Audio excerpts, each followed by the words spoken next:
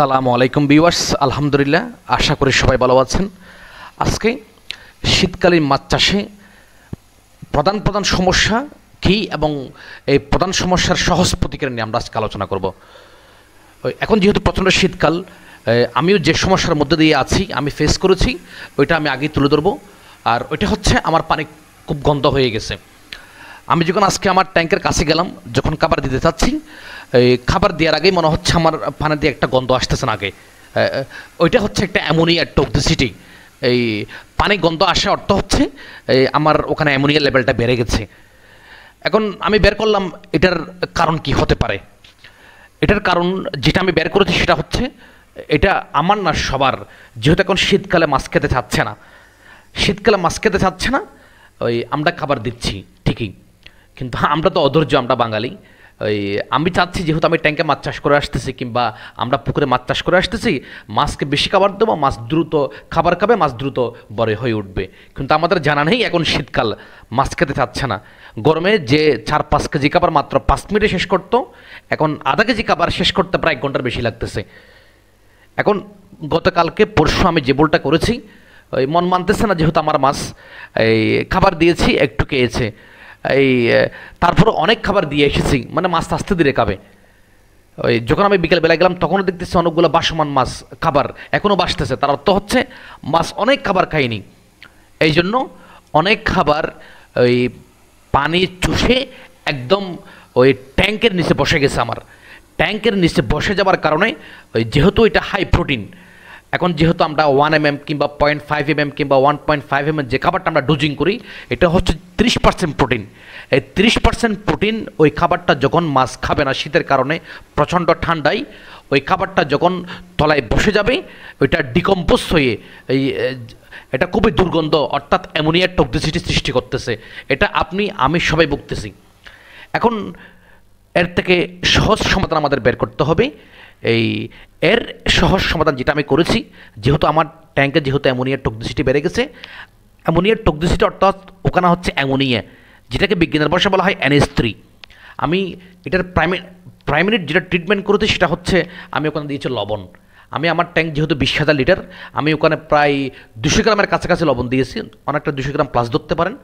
এবং লবণ দেওয়ার পরে যখন আমি এই অক্সিজেন প্লান্ট, অর্থাৎ যেটা এরিয়াটা আপনারা দেখতে পাচ্ছেন, ওটা যখন আমি রান করে দিই, তার ঠিক 2 ঘন্টা পরে আলহামদুলিল্লাহ কোনো প্রকার গন্ধ আর ট্যাঙ্ক আমি পাইনি।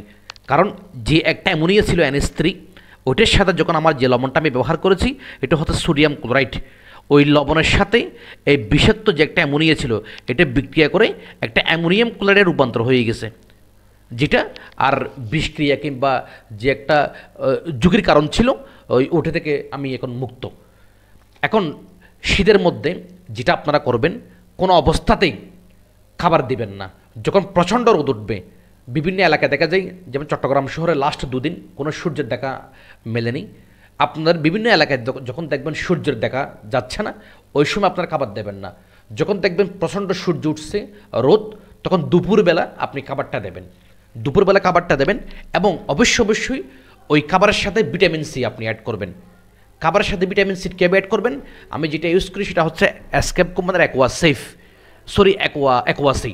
এখন আপনারা যে কোনো কোম্পানির ভিটামিন সি ইউজ করতে পারেন।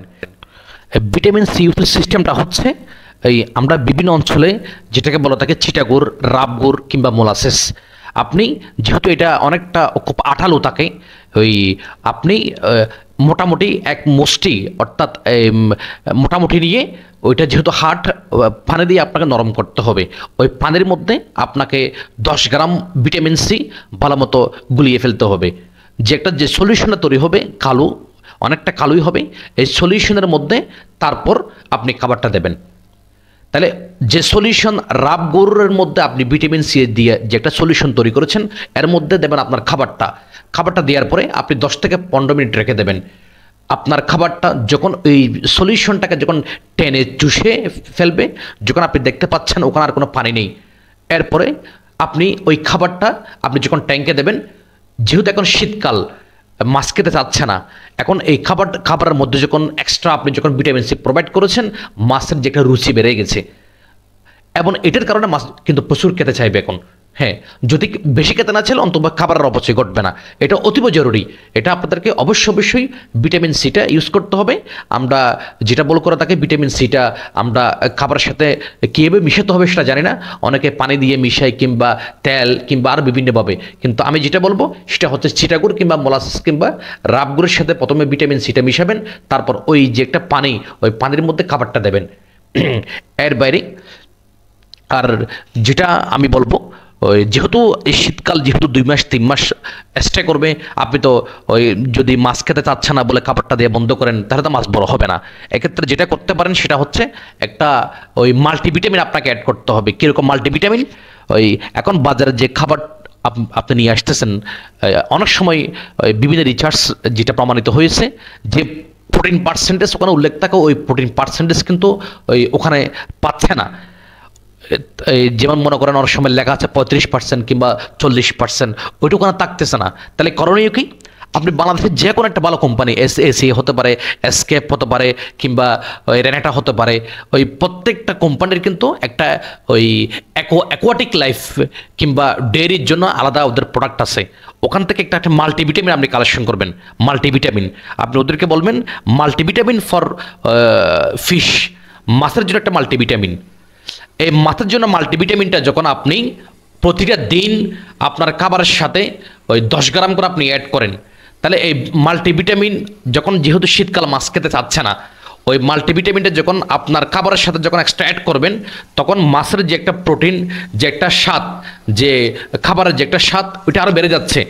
আপনি ভিটামিন সি অ্যাড করলেন, মাল্টিভিটামিন অ্যাড করলেন, কিন্তু এক্ষেত্রে অবশ্যই এই মাল্টিভিটামিন বলেন কিংবা ভিটামিন সি বলেন, এটা রাবগুড় কিংবা চিটাগুড়ের সাথে মিশিয়ে ইউজ করতে হবে।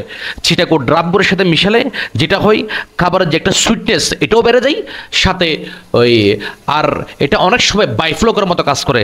বাইফ্লোকের মতো অনেক সময় যখন অ্যামোনিয়া বেড়ে যায়, এই অ্যামোনিয়ার সাথে ওই মোলাসেস বিক্রিয়া করে, যখন আপনি এক্সট্রা একটা অক্সিজেন প্রোভাইড করবেন, ওখানে ফ্লক তৈরি হয়, এবং এই ফ্লকের কারণে আপনার অনায়াসে এই আপনার কই শিঙের একটা এক্সট্রা একটা খাবারের যোগানো হচ্ছে।